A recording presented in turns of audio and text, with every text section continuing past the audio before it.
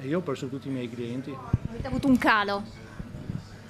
un calo del 40%. Diciamo che è dimezzato, se non anche di più. Abbiamo risentito tantissimo, non dico che l'incasso sia dimezzato, ma anche di più.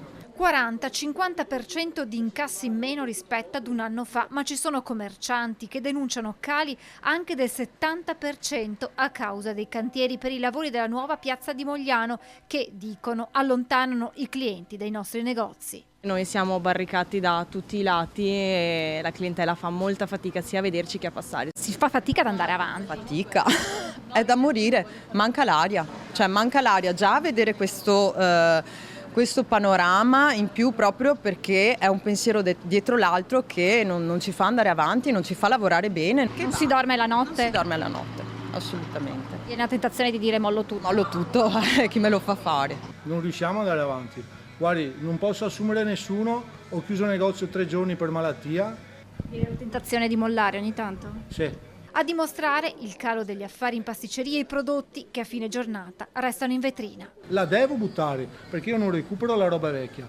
Se chiede a Don Samuele, il parroco della chiesa, io tutte le sere regalo vassoi di brioche o di pastine alla parrocchia. I commercianti sono tutti concordi nel sostenere che i lavori andassero fatti, ma in modo diverso. Dovevano farlo il lavoro, ma dovevano gestire il lavoro in maniera diversa. I lavori andavano fatti, sì certo, però sarebbe stato carino secondo me un coinvolgimento maggiore e una chiarezza maggiore. Tommaso Pavon fa parte della neonata associazione di commercianti Mogliano da Vivere, nata per rivitalizzare la città dopo la chiusura del cantiere. Cercare di fortificare il discorso commercio, unire i commercianti, far capire che le problematiche della piazza c'è, però è una problematica alla quale non possiamo far fronte se non reagendo in determinati modi e questa è proprio una risposta, una reazione. Ben vengano le iniziative dell'associazione, ma non sarà facile arrivare a metà giugno quando è stata fissata la fine dei lavori, senza conseguenze per le nostre attività, ammettono gli esercenti. Noi apprezziamo anche il fatto che comunque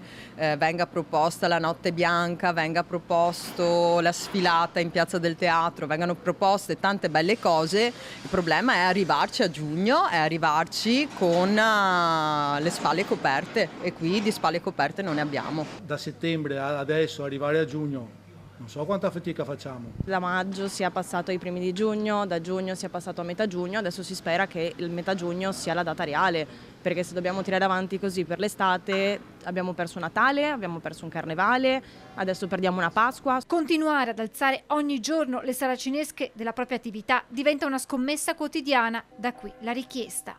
Noi chiederemo un risarcimento di tutto quello che abbiamo perso.